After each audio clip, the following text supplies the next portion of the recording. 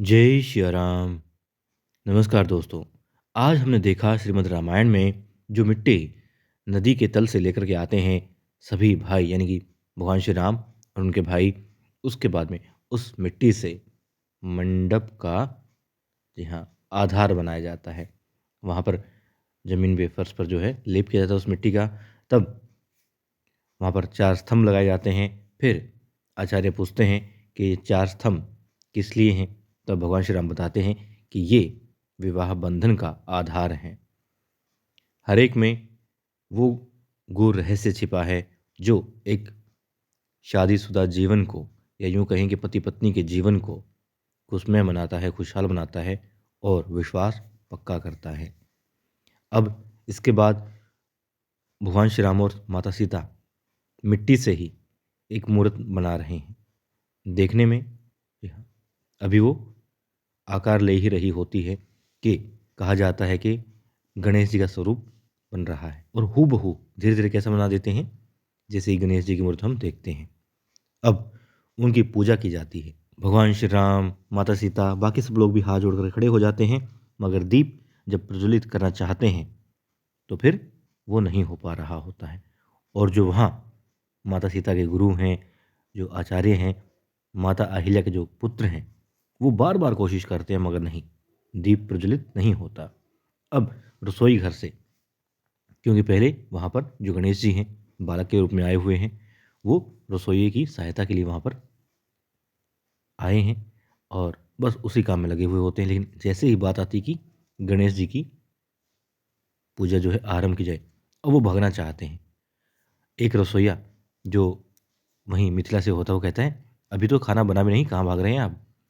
अब गणेश जी कहते हैं कि मैं फिर कहते हैं, "अरे! खाना तो बन गया ना, देखो सारी चीज़ बन गई है, देखो तो।"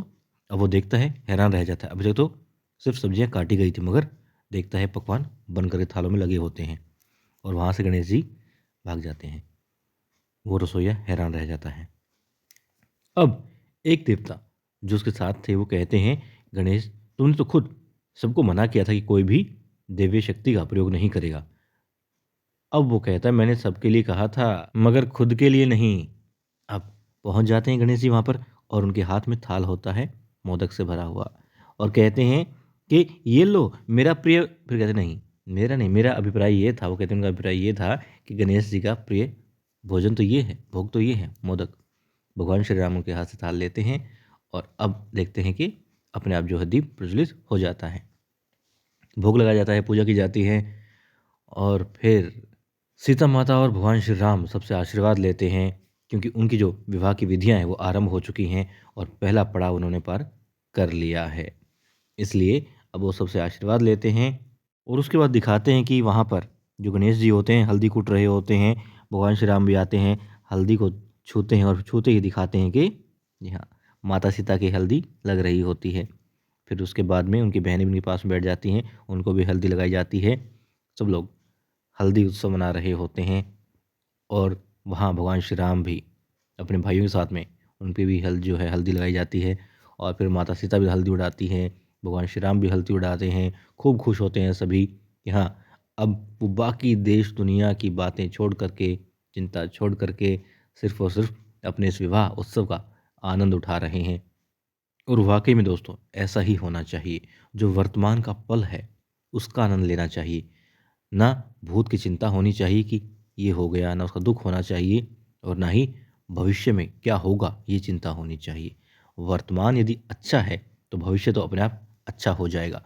वर्तमान में अच्छा कर रहे हैं, तो भविष्य में अच्छा होगा ही होगा। बस वर्तमान का आनंद लें और हर पल, हर क्षण, हर कर्म में प्रभु श्री राम का नाम लें। जय श्री राम।